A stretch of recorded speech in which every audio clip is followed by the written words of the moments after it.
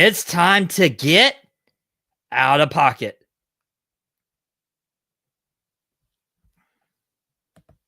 Ladies and gentlemen, welcome back. It is Out of Pocket with Michael Davis, and we had a phenomenal time last night on Boom Broadcasting's YouTube channel. Hoops and Helmets has taken over Mondays and Thursdays at 5:30 with Aaron and Carson hosting, and they were like, hey, let's do a round one watch along. And if you guys did not watch it, then I am sorry, because that was fantastic. And I really enjoyed that opportunity with them. A lot of the Boom Broadcasting guys were on hanging out, and it was a swell time. And we got a big show in store for you today. Here in a couple seconds, I will be welcoming in Champ, who was on Drop the Mic. I believe that was last week. What a week it has been. He did night 2 predictions with me for WrestleMania. And then we'll have Dugout Debrief host Chris Deluca on, who dropped his episode yesterday afternoon. Speaking of Carson, you guys can comment on the YouTube channel right now and get a shout out just like Carson is. I'm going to try to do my best Carson impression. Let's go! Which is probably what he was saying after the Green Bay Packers took Matthew Golden, the wide receiver out of Texas. And yes, it was awesome.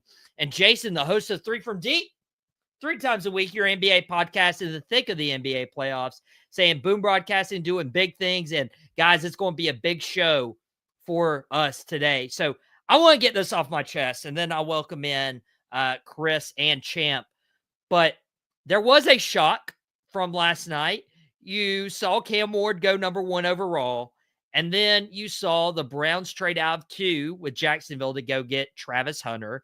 And then you started to see the chips fall. Abdul Carter went to the Giants. Mason Graham went to the Cleveland Browns. And you just started to see things like just move like in a different direction.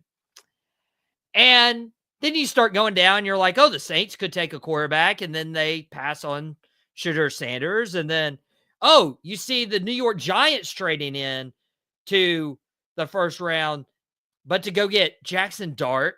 You saw Pittsburgh pass on Shedeur Sanders. And so now we are awaiting Shedeur Sanders to be drafted tonight for the NFL draft. Now, the draft starts at 7 o'clock Eastern time. We will get you out just in time for that opportunity to watch rounds 2 and 3 of the NFL draft. But here's what I have to get off my chest when it comes to Shedeur Sanders.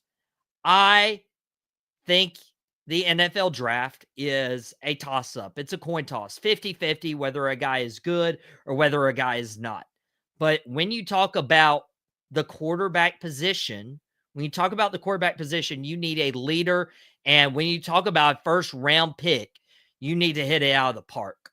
And for Shedeur Sanders, if you look at what he's been able to do behind a terrible offensive line in Colorado, it's been impressive, because he's gotten 0 blocking from the guys in front of him. But if you look at Shedeur Sanders throughout his entire life, I mean, he's got the biggest helicopter parent since LeVar Ball. And everybody remembers when Lonzo Ball was coming out in the draft, when LaMelo Ball was coming out in the draft, and LeVar Ball was the father who was talking all the time. And then his boys went into the NBA, and they're like, Lonzo's kind of okay. LaMelo's very talented, but in a really bad team with Charlotte. But now Dion, he has coached Shedeur Sanders the entire way. And all 32 front offices are looking at this kid of like, he's not going to have daddy coaching his team like it's Little League. No, this is the professionals. And do we trust Shedeur Sanders as our quarterback, or is he going to be so focused on being Dion's boy? And that's my take with Shedeur Sanders. He could be really great, and somebody could get a really good quarterback, but they are probably looking at this kid as if he is Dion's boy and not his own man. And so bringing in for their take on why Shedeur Sanders didn't go drafted in round 1, first we're bringing in the host of Dugout Debrief on Boom Broadcasting. We got Chris Deluca in the building. By the way, I wanted to point this out on last night's live stream. That is an updated banner. If you guys didn't check Dugout Debrief, that is an updated banner. I appreciate my shout out on yesterday's episode, but I've been ragging on him a little bit because we got to rep our teams. And bringing in also, he was on Drop the Mic last week, the wrestling podcast, and we were talking. I'm like, so you follow sports? Who are your teams? And he follows the Atlanta Falcons, who made some big moves, and we'll talk about that here in a few minutes. We got Champ Pryor in the building. He's one of the big three. He salutes me, but I should really be saluting him. Appreciate your service. I told you that either on Drop the Mic or after record. I can't remember which one. But I'm sure you're happy about what your Falcons did. Chris, you should be happy with that pick, Harmon, as well. And by the way, Drew Code, what's good, Chris? He's happy to see you. And what's up, Prez? Drew Code Sports Talk did a lot of collabs with us during WrestleMania weekend. Cody from Drew Code was also on the show last night covering the round 1 of the NFL draft. But guys, I gotta find out what you're thinking about Shedeur Sanders. Were you surprised he didn't go in the first round? Champ, it's your first appearance on Out of Pocket, so this is a little bit different. Let's just hope you're not out of pocket with any of your takes. But what did you think about Shedeur? I thought that he was going to go at least in the first round. They had him going to the Steelers. They were in desperate need of a quarterback at this point because Russell Wilson's gone. Justin Fields is gone. I think the only person that they have on that roster is Mason Rudolph at this point. And I thought that him dropping to the Steelers with the structure that they have, with the ownership that they have, not to mention the kind of coach that Mike Tomlin is, he can pretty much, take the heat from anything on as far as controversy is concerned. I thought that the Steelers were going to get him, or at least if he was taken in the top 10, at least the Saints were going to try to get him because they were in desperate need of a quarterback because Derek Carr is out for the season from what I have been reading. Not to mention, I don't think they trust the poor man's version of, Brett Favre, that being Spencer Rattler at this point. I don't think they trust him at this point. So it really pretty much shocked me at this point in time, especially when they traded up. I thought that the Giants were going to end up taking Shedeur Sanders, but in fact, they end up taking Jackson Dart. Now, let's not knock Jackson Dart. This guy played in the SEC. He beat my Georgia Bulldogs in that Monsoon Bowl down there. He was averaging almost 4,000 yards a season. Broke the school record. Broke all of Eli's records as far as yards are concerned. Made all SEC this year. So let's not knock Jackson Dart, but I think that a lot of teams were concerned about how far Deion is going to be involved. Like you were stating earlier, they was concerned about that. They were concerned about how he's going to respond. They're probably concerned about how he's going to respond to another authority figure outside of his father, because his father's been his coach since he was a kid on up. Now he's in college. Remember, this is not the first time we've seen Shedeur at the quarterback position when he was with his father. Remember, he was with Truth as far as, that charter school that Deion had. So his head coach the entire time has been his father. So I'm thinking that a lot of teams are concerned with how far Deion is going to be involved. Not to mention, there's been some reports on how entitled that he was during the interview processes. And if you know the NFL like I do, people try to take the easy way out in things, read between the lines on that. They try to take the easy way out and say certain things. But the thing is, this happened with a little bit of every quarterback that we've seen that had a knock on them for having a cocky attitude. We saw that in the form of Johnny Manziel. That's a prime example. Remember, Barry Switzer called him some very, very derogatory things when he met with him and figured out how cocky that he was. Remember, that was the knock on Baker Mayfield, not just when he came into the league, but when he was at the Cleveland Browns. Remember, the main reason why that Deshaun Watson trade was made was because they stated that they wanted an adult in the room because they felt like Baker Mayfield was very, very and willfully immature. And the thing is, I don't think that a lot of these NFL executives are comfortable. Shout out to PSP, by the way, one of my mentors. So I don't think that a lot of these teams are comfortable with having the cocky quarterback on their team. Like I said, you saw this with Baker Mayfield. If it had not been for him going out there and getting some coaching with Sean McVay, we'd be calling him a bust right now. Remember, Todd Marinovich, he had a cocky attitude. Remember that one, Tom Marinovich, who got drafted by the Oakland Raiders and spent only a year there and was out of the league. Johnny Manziel was out of the league in almost two. It took less than 2 years. So I think teams are left comfortable right now, especially during this era where the eyeballs are constantly on you. And you have to think about this. I don't think a lot of other analysts have said this. I think that the Zach Wilson effect had an effect on this as well, because remember, he had a cocky attitude last year before Aaron Rodgers took over. And then remember, he stated that, when they had that, I think it was 10-7 game that they had, and he said, hey, did you let your offense down? And he said, no, I did not. And, they got a very, very immature response. So he had to get back to the locker room because the ownership and the locker room had lost faith in him. So let's not take easy ways out in the media. This has been occurring for a very, very long time. The NFL, they do not like cocky quarterbacks because guess what? You are the face of the franchise at a certain point. And if your play at a certain point is not matching that, then guess what? You're going to be up under a lot of media scrutiny. And I don't think a lot of teams are ready for that at this point. Like I said, you saw that with Baker Mayfield. You saw it with Ryan Leaf. You saw it with Johnny Manziel. You saw it with Zach Wilson as of last year. And I don't think the NFL wants a repeat of that on their teams. Now, they're willing to invest a second-round pick in you because as you are able to see with Will Levis, you're pretty much expendable at that point. You got about a year and a half to get your stuff together. And if you don't have it together by then we're going to get you up out of here and take that next first-round pick because Drew Allard and Archie Manning is coming out within the next couple of years. So that's what I believe that these franchises were frantic about. Number one, the cocky attitude. Number two, the how involved Dion is going to be. And number three, how he's going to respond to having a different coach. Now, would that concern me if I was an NFL owner? No, it would not. Because guess what? You've probably been media trained by Dion, your father, in order to handle the media. You know how to handle scrutiny. You know how to handle adversity. He's been handling it for the last couple of years. So if I was the New York Giants, I would have looked at that and say, hey, you're going to be up on a lot of scrutiny.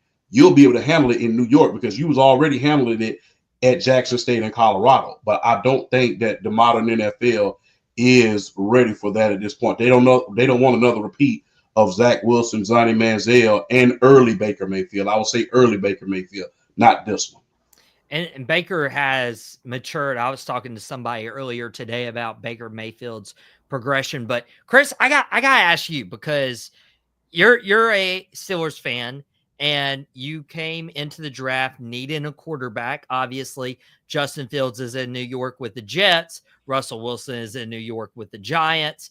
And obviously, you got to have somebody throwing to number 14. You got to have somebody throwing to DK Metcalf, George Pickens. You have to have somebody throw them the ball, especially when you compete in a division against Joe Burrow and the Bengals, when you compete in a division against Lamar Jackson and the Baltimore Ravens.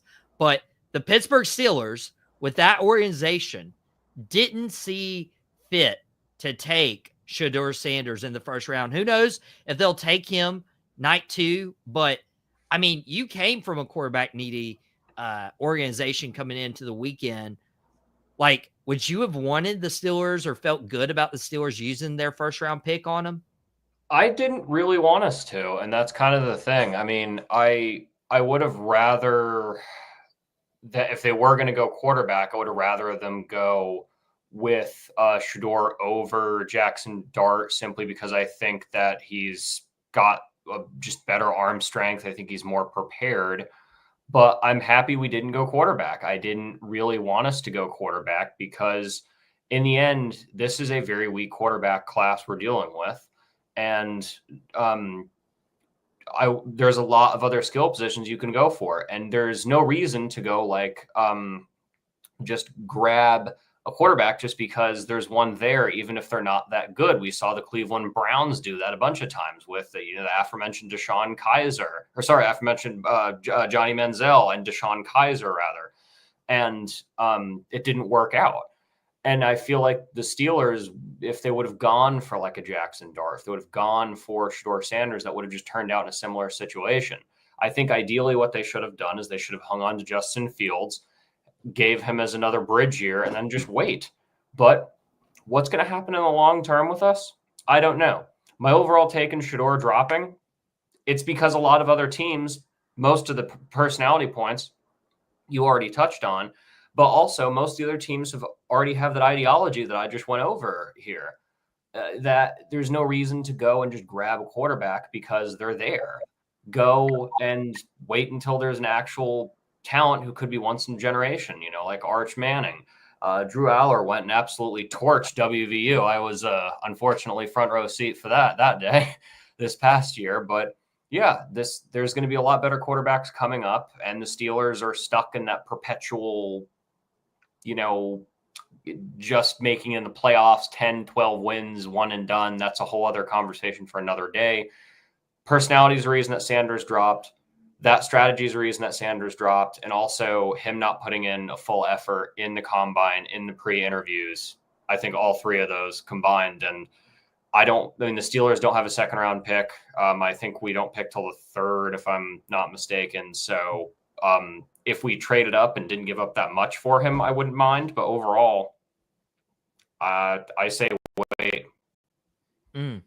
He says wait. And I do want to touch on, because we've talked about this a little bit with maybe a character concern, but Drew Code Sports Talk saying he thinks Shedeur's getting scrutinized because who his dad is. A lot of players have the confidence or cockiness that Shedeur has. So I'm going to go ahead and go on a limb here, and I don't think I'm out of pocket for saying this. If Shedeur Sanders was entering in the NFL as a wide receiver or a corner, and he had this talent, he would have been a first-round pick. Mm-hmm. But the fact that you were a quarterback and people look at you to be a leader of the team, to be level-headed, to be mature, to spend a first-round pick on a quarterback, you have to make sure he is a leader. And the fact that there are character concerns makes me think that why would you take him in the first round? Maybe humble him with the second round. Jason may have been out of pocket. Maybe a little harsh right here. First round dreams with 4-round arm talent. I don't know. But it does go without saying, like, you have to be a franchise quarterback, somebody who can rally guys behind you. And if you're already rubbing front offices wrong with how you carry yourself, or, that weird video that was released on social media last night of like, hey, it wasn't supposed to go like this, but we'll be back kind of deal. I'm like, bro, every team passed on you. Every team had a first round draft pick this year. First time in NFL history that all 32 teams owned their first round pick, and they were like, nah, we good. I mean, I would feel bad about that. But I think, in retrospect, I think Shedeur gets his name called tonight, round 2, pretty early as well. And we'll talk about some potential landing spots here in a second. But this is better for him because he's going to come in hopefully humbled and hopefully willing to work.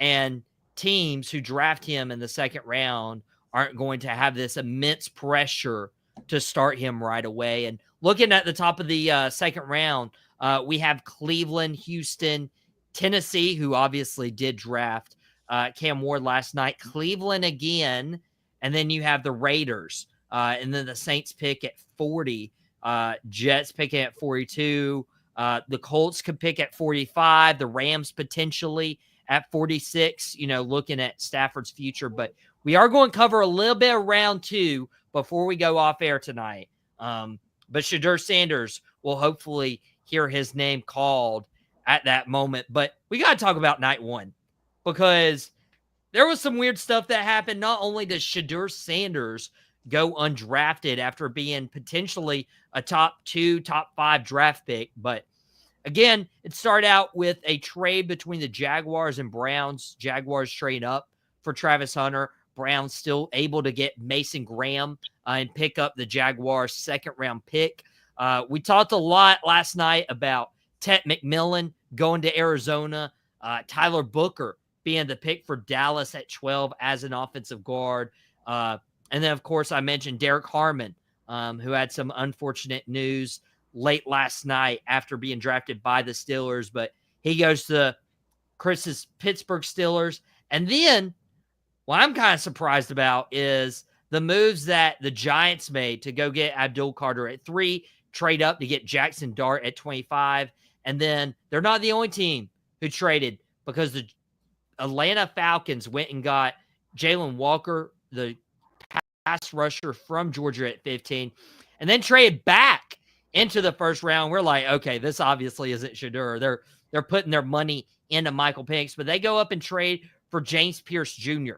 Now, I know Champ's a huge Atlanta Falcons fan. You're also a Georgia Bulldogs fan, so you're probably happy with Walker, but were you more happy with Walker, or were you more surprised with trading back up to go get James Pierce? I was happy with both of those draft picks, to be honest with you. Number one, us Georgia Bulldogs fans have been complaining for years, especially after the Philadelphia Eagles became the Philadelphia Bulldogs and have gone to 2 Super Bowls in the past 3 years. And they've been using all of our great defensive players that are 50 miles away, that are 100 miles away from the city of Atlanta. So when the Philadelphia Eagles became the Philadelphia Bulldogs, or the Georgia Eagles, then we really became despondent, because it's like, guys, you have a gold mine sitting right up there with you in the state of Georgia, and you are not capitalizing on this. You are not capitalizing. In fact, this is the first Georgia player in Atlanta Falcons history since 1966 that has been drafted in the first or the second round by my Atlanta Falcons. He is the first. Wow. And we are right. And Athens is 100 miles away from Atlanta. So you play in the Mercedes-Benz Dome or the Georgia Dome back in the day. You play right there every single year. And Arthur Blank, the owner, is in charge of the stadium. So guess what? You have a front row seat to these guys and these players every single year. And not to mention, they play at Georgia Tech at least once or twice every 2 years.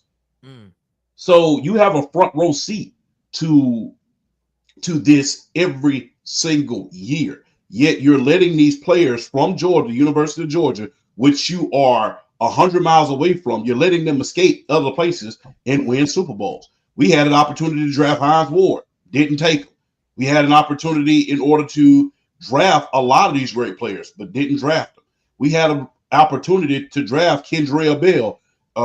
Mr. Chris, you remember that when he played for your Pittsburgh Steelers, didn't draft him. So there's a lot of Georgia players that we have missed out on simply because I don't know whether they were trying to make sure that these players didn't fall into the trappings of staying at home or whatever reason or whatever political reason that may have been with their franchise. But to see a homegrown Georgia Bulldog come to Atlanta, and it's going to be a love fest because we needed a linebacker, is nothing short of amazing. Not to mention you go out there and get Jared Verse as well when we need a pass rusher.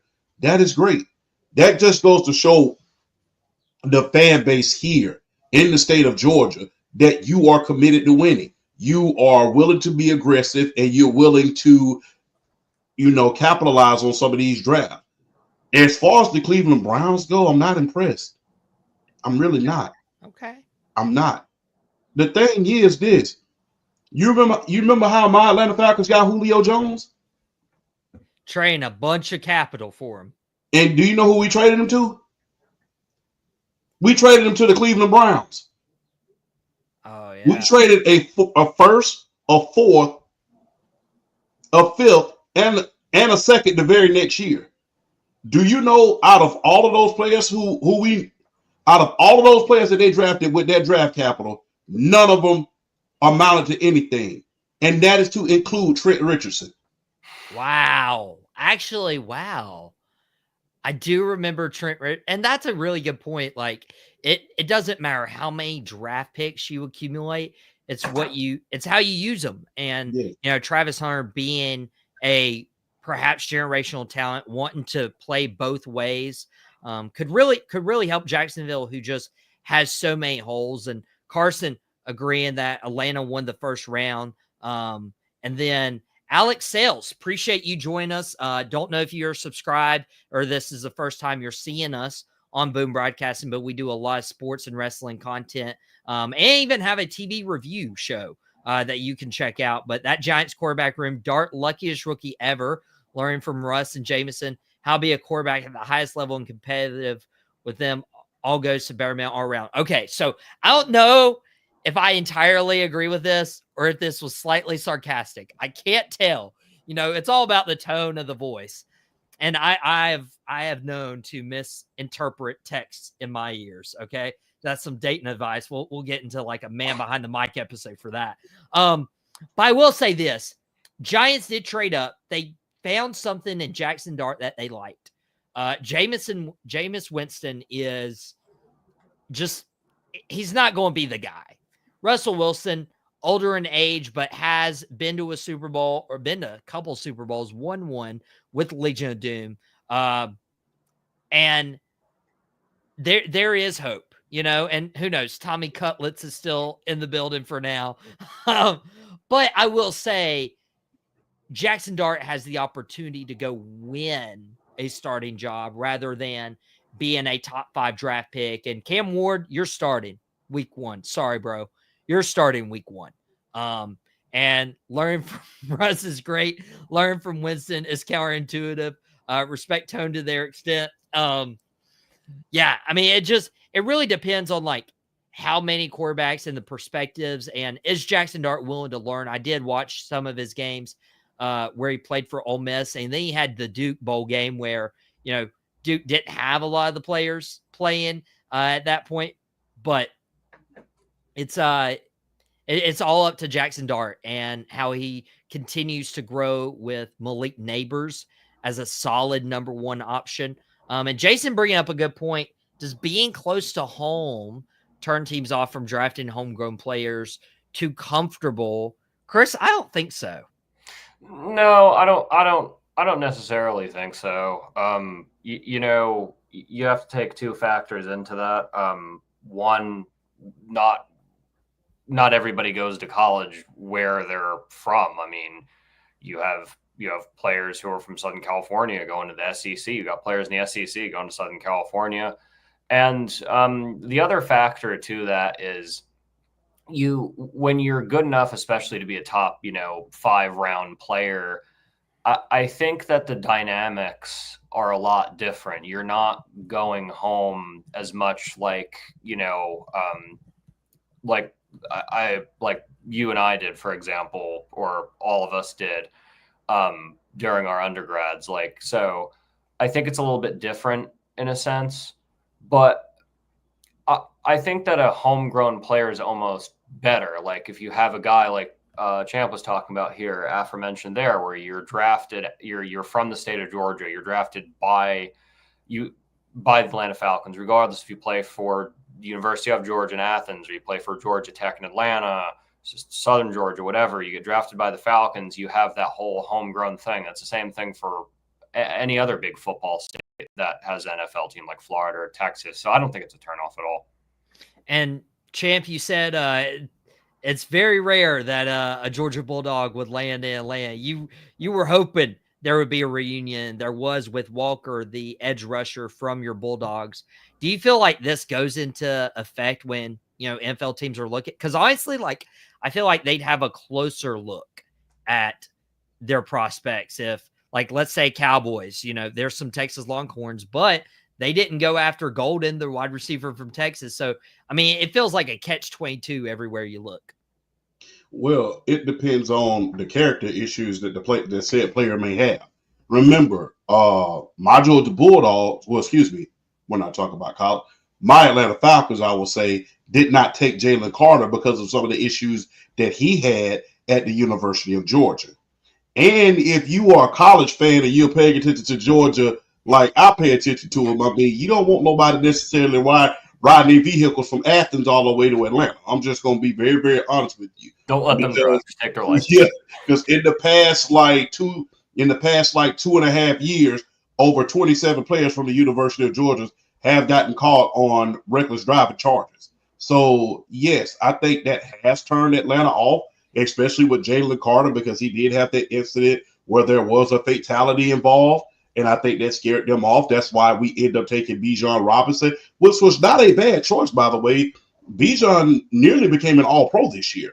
This was his breakout year.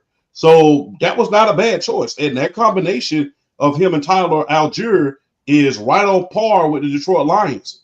It's right up there. The only thing that we're missing is the Jared Goff caliber play, which we're hoping to get from Michael Penix Jr. But the thing is, I think that a lot of those players who are getting in trouble at the University of Georgia, especially with Jalen Carter, because everybody was raving about Jalen Carter in order to get Grady Jarrett some help when he was here. Unfortunately, the great Grady Jarrett has departed from us and gone to the Chicago Bears. Good luck to him there. I'm hoping that he gets it done. But you have to ask you, people was raving like, hey, the best way to get Grady Jarrett some help is with Jalen Carter. But unfortunately, we was not able to get Jalen Carter. And the year before, we didn't draft Jordan Davis, who was the top defensive player from Georgia. And he had no character issues at that point. So, yes, I do think that being too close to home, hell, it turned the Pittsburgh Steelers off from drafting Dan Marino, if you remember that. Wow. It turned them off from drafting Dan Marino. Because remember, when Dan Marino first came out, he had character issues as far as questions about drug usage, as far as him on certain substances. They even asked his roommate, Jimbo Culberson, who became a Hall of Famer with the Chicago Bears, did he use drugs also? And he really had to tell them, I'm his roommate. We never use drugs. In fact, we submitted to voluntarily doing drug testing our whole senior year. So there was some character issues about him. That's why Pittsburgh didn't take it. And they end up taking Senior Sack. So, yeah. So Gabe Rivera, if you will. But, yeah, there's always going to be some questions when you're too close to home or too close to where you went to college at. Remember, Johnny Manziel said, I'm so happy that I did not get drafted by Dallas. Yeah, that is true because Giants off-field issues was like, I'd probably be dead. Yes. And to be fair, I'm glad Johnny Manziel didn't go to the Cowboys either. I much preferred Zach Martin. And I will say that, like, my dad was all for Johnny Manziel. He's like, he's going to be the next guy. He's coming in after Romo. I was like, please no, please no, please no, please no, please no. And then we ended up drafting future first ballot Hall of Famer Zach Martin, who just retired and may have just drafted his replacement, who's hopefully a Hall of Famer as well, Tyler Booker, the guard from Alabama. But some great questions by Jason. That's why we do these live streams, so you guys can kind of dictate some of the conversation we get to talk about. We got about 27 minutes before rounds 2 and 3 start tonight. And Podcast Me, the host of Quick Hits, saying Jacksonville must have missed the boat drafting Ashton Jeanty. He's a floor-born player. And I started hearing all the, Jaguars were going to take Ashton Jeanty at 5, but it was probably a smokescreen to make sure they got up to 2 and get Travis Hunter, because as great as Ashton Jeanty is, Travis Hunter is probably the all-around best player in this draft. And Podcast Me, you aren't too late to the party, because we will talk here in just a few minutes about where Shedeur is going to go and how rounds 2 and 3 are going to end up tonight in the NFL draft. But and we covered the draft in great detail as we watched along, hosted by Aaron and Carson on a Hoops and Helmets special. Over 4 hours. I believe that was the longest live stream we've ever done for Boom Broadcasting, but it was a blast. You can kind of follow and kind of like even skip through to like, hey, I picked middle of the pack. Maybe you are like Champ and your Falcons picked at 15. You can skip about midway through and hear the analysis about that particular pick. And it was a lot of fun. I want to ask you guys one surprise you saw from the NFL draft last night where you're like, I did not expect that pick, whether there was a player who fell or there was a player who went to a team that you didn't foresee. For me, it was the Bears at 10, taking a tight end from Michigan, Colston Loveland. I don't think he's the best tight end in this draft. I don't even think Tyler Warren is the best tight end in this draft, but I thought it was very odd to see Loveland go before Tyler Warren. I'm not even entirely sure there's a connection between Loveland and his time in Michigan as the Chicago Bears, especially when we started talking about Sam Laporta and his efficiency in Detroit this past year, at least fantasy-wise. That is a little bit odd to me. I feel like Chicago could have went a various amounts of different directions, but instead take the tight end from Michigan wouldn't have been the first tight end off my board for them. Chris, do you have a surprise pick that just made you like go, what? I mean, the big one that stood out to me was one that not a lot of people are talking about, at least from my scrollings of the social media in the past, 12, 16 hours, whatever. And that's the Tampa Bay Buccaneers going Mbuka at 19. That was just not on my bingo card, guys. I mean, especially with Godwin and Evans. I mean, like Jason made the great point last night that yes, Mike Evans always gets banged up a little bit throughout the year, but he's still the most consistent receiver that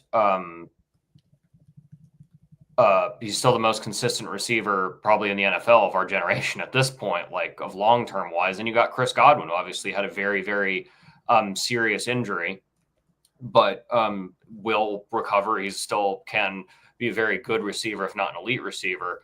So the Buccaneers in general going wide receiver when you just had so many other team needs still there on the board, definitely a good receiver pick by a mile, but I wouldn't have been surprised if they went like Derek Harmon or Malachi Starks or something like that. Even Will Johnson. I mean, we obviously know. And then just to conclude on that, Will Johnson falling into the second was not on my bingo card as well.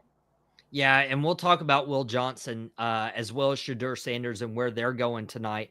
But I agree, especially when you look at the receiver room. You got Jalen McMillan, who had a stronger rookie year. You have Chris Godwin. You have Mike Evans, who is just a consistent guy. And then you have Ibuka. You can only get so many people the ball. You also have two running backs and Bucky Irvin and Rashad White. I feel like they really could have helped that defensive side of the ball. Levante David getting up there in age, but you could have had somebody else opposite side of Hassan Reddick. And then obviously the corners, you have Jamel Dean, Zion McCollum, and Tyke Smith. That's it when it comes to corners. So Will Johnson could have been very helpful. And Jason Bearshow did what the Falcons did and stack the defense. And Pryor, you're happy about the Falcons stacking up on D. But was there a pick sometime last night where you're like, this doesn't make sense? Yes. The same pick that my main man Chris just said, because you forgot to mention Jalen McMillan. Mm-hmm. So what do you need a fourth receiver for? It's only one ball.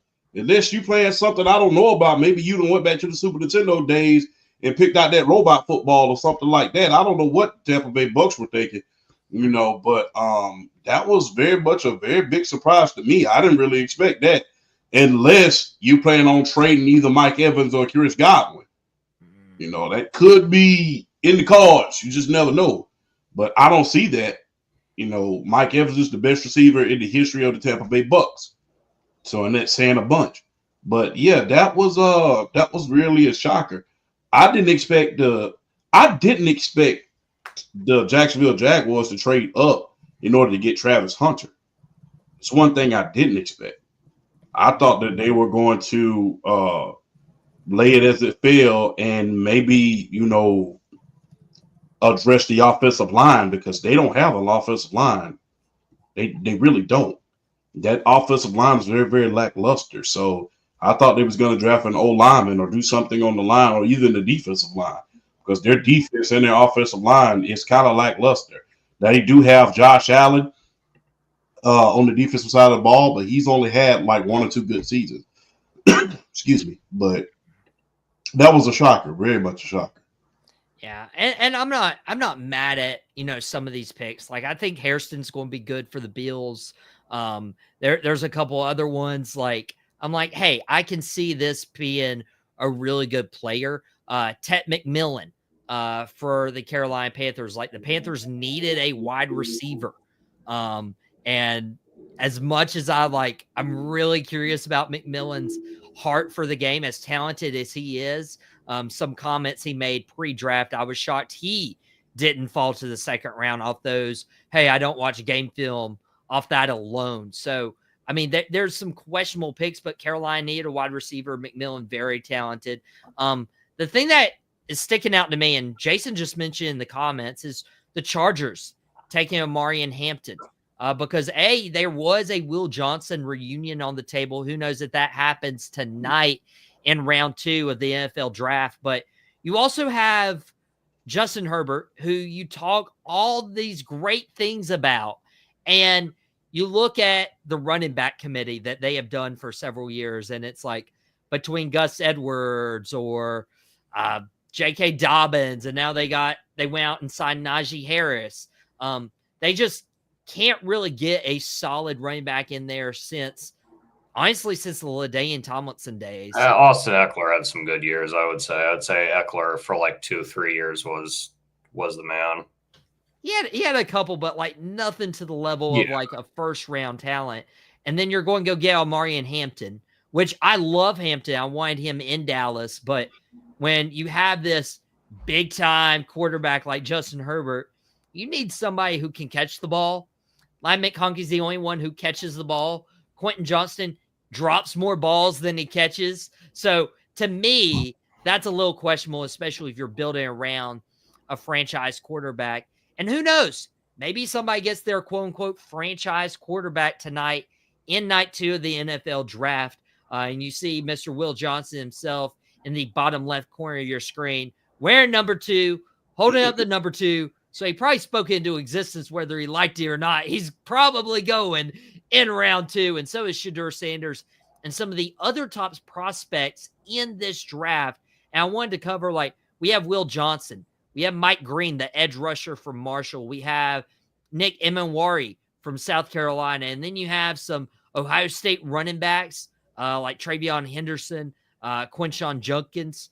You have some receivers, Trey Harris from Ole Smith, Jackson Dart's former teammate, Luther Burden from Missouri. I mean, there are some big names, and you can get some really good quality starters in rounds 2 and 3.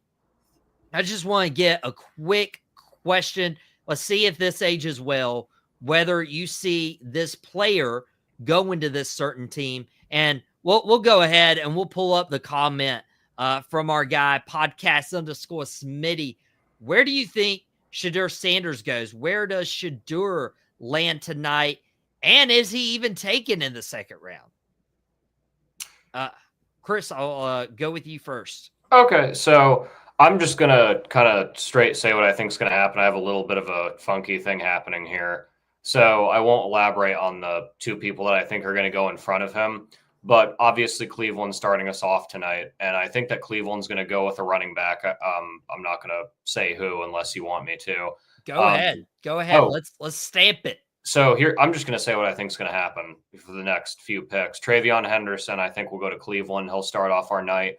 Nick Emenwari will go to the Texans. And then the weirder first, kind of shocker that we have is I think that the Raiders are going to trade up with the Titans to go in front of the Browns, because I think the Browns would consider drafting Shedeur Sanders if he falls to them after. So I could see the Raiders going and trying to pass them. And I think the Raiders are going to trade up for Shedeur Sanders. Then the Browns, who pick next, will go Mike Green, Will Johnson to the Tennessee Titans, and then Luther Burden to the New England Patriots. That's how I have it going. Man, Chris guy all written out. And Jason says, we avoid that entire scenario if the Browns just take their guy in the first pick rather than a running back. Champ, where's Shedeur Sanders land tonight? I think he goes to Cleveland, but I really do think that they drafted running back from Ohio State and they draft Mike Green. I really think that they didn't draft what I thought would have been a deadly combination for years to come. I thought they was going to draft Abdul Carter with the 2nd overall pick. And if that would have happened, that would have gave the AFC North nightmares for years to come. But I digress. I think they're going to draft Mike Green. And then I think they're going to draft Shedeur Sanders. And then I think if he falls to them, Will Johnson. Okay. I think that's a spectacular 2nd round draft if I've ever seen any. Yeah, and we'll get an official prediction on Will Johnson. Pelicans Nola, appreciate you joining us. Saints have 3 day 2 picks, and Shedeur falls to them. He wants Shedeur there. And the Saints do pick 40th overall tonight. And I mean, you're starting to list some of the teams ahead of them. You got the Bears who just drafted Caleb Williams. You got the Patriots who just drafted Drake May. But you have the Browns twice. You have the Raiders. Texans, they have their guy in C.J. Stroud, and the Titans just drafted Cam Ward. We're not going to see some weird RG3 Kirk Cousins scenario. Shedeur and Cam Ward aren't going to end up on the same team. And even we got Drew Code Sports Talk. Honestly, if the Raiders get Jalen Milroe or Shedeur Sanders in second, he'd be happy, especially like getting Ashton Genty in the first round and then pairing him with a young quarterback to continue to grow. That would be probably best case scenario for the Las Vegas Raiders. And Carson asking already, Will Johnson and Mike Green, best players on his board. Where do they go? Champ, do you want to lock in your Will Johnson pick? Yeah, I think he's going to the Browns. I really do. I think him and Mike Green is going to the Browns. I think they're going to try to lock those two guys in first, and then they're going to check the temperature of the rest of the league. And if they get if they get Shedeur to fall to them, I think that's going to be the nail in the coffin.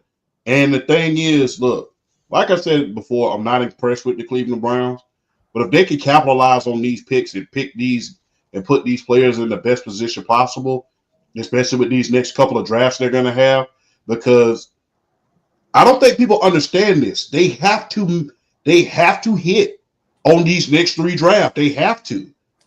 They're going to be in cap hell for like 2 to 3 years after Deshaun Watson leaves. They have to make sure that they hit. So it's not a question of if they hit, they have to. So you have to pull out all the stops. So I think that they draft Mike Green first or either Will Johnson first, and then they, as the time comes, they say, okay, we'll draft Shedeur Sanders now if he is available. I don't think he falls too far in the second round. Yeah, and that would be challenging. The Browns tonight, as it stands right now, they have the first pick once the NFL drafts resumes here in 13 minutes at pick 1, and then they have the 4th pick of the second round, and then they don't pick again until the 3rd pick in the 3rd round, and then they have the 30th pick in the 3rd round. So if Shedeur fell that far, that'd be pretty crazy. I feel like they'd have to choose either Will Johnson or Mike Green. They can't have the best of both worlds.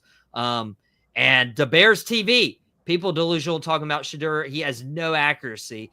I don't know where you fall on the Shedeur take.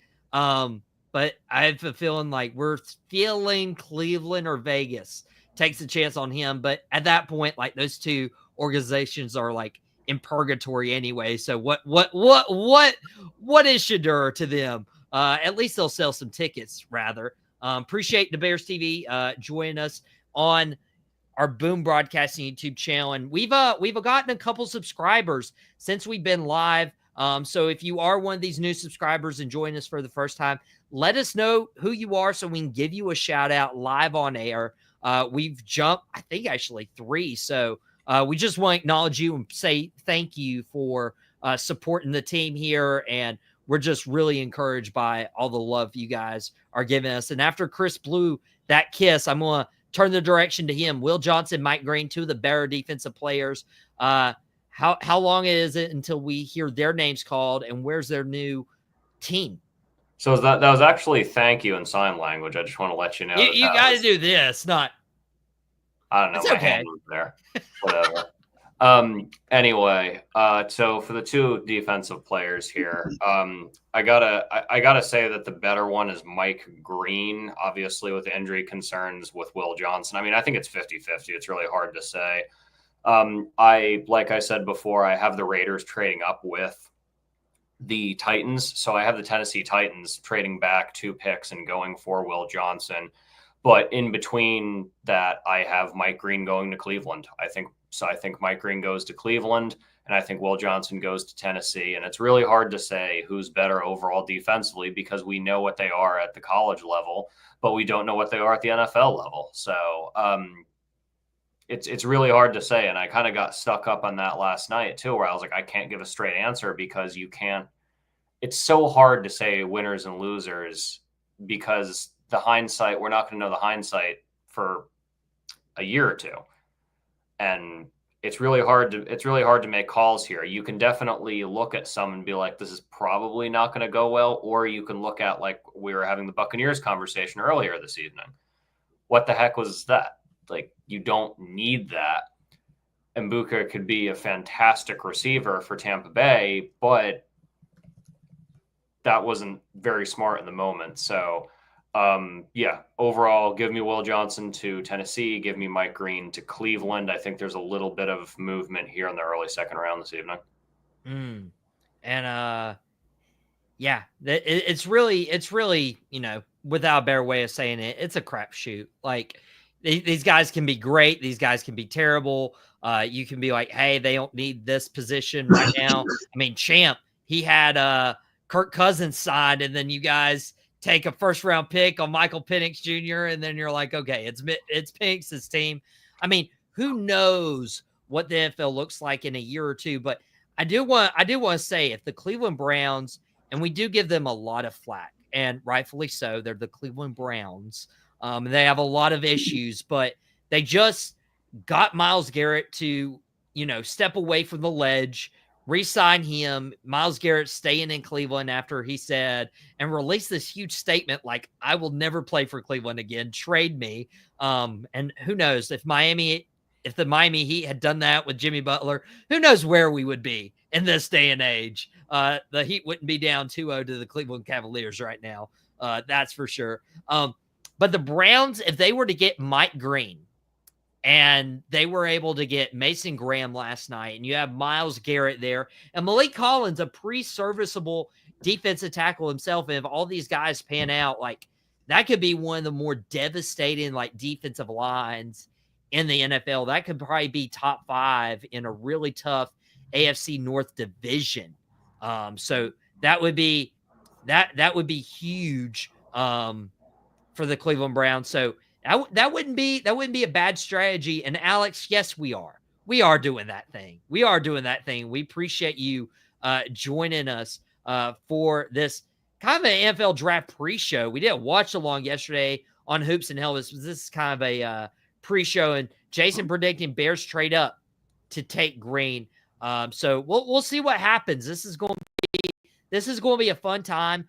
We want to get you guys out of here so you guys can enjoy the NFL draft. But if this is your first time and you haven't hit that sub button, take it from the first few people who have subbed here in the last 50 minutes. It's free. We didn't charge them. It just lets them know when we're live streaming so they can get shout outs or when a new video drops, like Chris's Dugout Debrief. Chris, what did you talk about on yesterday's Dugout Debrief baseball episode? Hey, yeah. So I knew that I was not going to be the star of the show this past Thursday because I knew we had a pretty big NFL night going on, but I definitely still did my content. We did the best players by position, the American League and National League. There were a couple surprises here. Right field obviously wasn't controversial considering you got guys like Juan Soto and Aaron Judge playing right field here in the 2 Eastern divisions. But we'll be moving on to the AL and NL Central, just ranking every player based on position there. So make sure to tune in Thursday at noon. I'm looking forward to dropping a new episode here as I have the Cubs and the Phillies on right to my right. Hey, he always gets the stuff. And by the way, Jose, shout out to him because he reached out to the Boom Broadcasting account earlier today and just said thank you. And just he really enjoyed our live stream watch along last night. And Jose, I just want to say on air that I appreciate you and hanging out with us, enjoying time with us. It's comments like that and it's messages like that that really fuel what we do here with Boom Broadcasting. Because not only is this a platform for people to, like Chris, have a platform to talk about their passions, but it's a platform to give you guys enjoyment and entertainment. And Carson, just like you said, why wouldn't you sub? No downside. Just do it. We won't make you do a down payment. Nothing like that. But Champ, this was your second appearance on Boom Broadcasting. I don't think you were super out of pocket today. So appreciate you. What can people expect from the content that you make? I'm always on TikTok. I will be tracking the draft tonight. Look out tonight and tomorrow. I will be doing the Sports PSP podcast along with my mentor, Sports PSP. Shout out to Sports PSP and BRL Sports. We will be doing our thing tonight. And tomorrow we will be on my podcast, the Undisputed GOAT podcast, tomorrow night. And we will be not only just going over the draft and the recap of this, but we will also be going into the WWE, going into Backlash, not to mention WNBA news. WNBA, next Friday, the preseason begins. And guess what? They set the tone real good because Asia Wilson will be going toe-to-toe with Paige Beckers and the Dallas Wings. So, I mean, that's the perfect way to start it off. Dude, that is the perfect way to start off. You remind me a lot of our content creator. I was telling somebody this earlier, Shannon, because, dude, if Shannon knows a sport, if there is a sport, Shannon knows that sport. WNBA, WWE, like, I can literally just message him. He's like, all right, bet, I'm down. Like, I don't even have to give him a rundown. I don't have to give him, like, what we're talking about. He's like, I'm there. You give off the same vibe, just having all that knowledge to you, even though you are an Atlanta Falcons fan. But hey, your Falcons did good last night. And hopefully they don't take any Cowboy prospects. And Carson saying, Jose, my man, stay with us the entire draft, claiming he's the best. And no, we appreciate you, Jose. Thank you, my friend, and glad you were back today for Out of Pocket. But guys, that is all we have for today's Out of Pocket episode. We appreciate you so much for joining us. Everyone, the draft starts in 3 minutes. So go get your water, go get a beverage, go get some dinner, and enjoy night 2 of the NFL draft. And we'll break it down next week on Out of Pocket when we come back Tuesday evening at 5:30. And I'm sure Hoops and Helmets might cover a little bit next week, but it's going to be Out of Pocket time on Tuesday. We appreciate you all so much. And everyone, have a phenomenal weekend.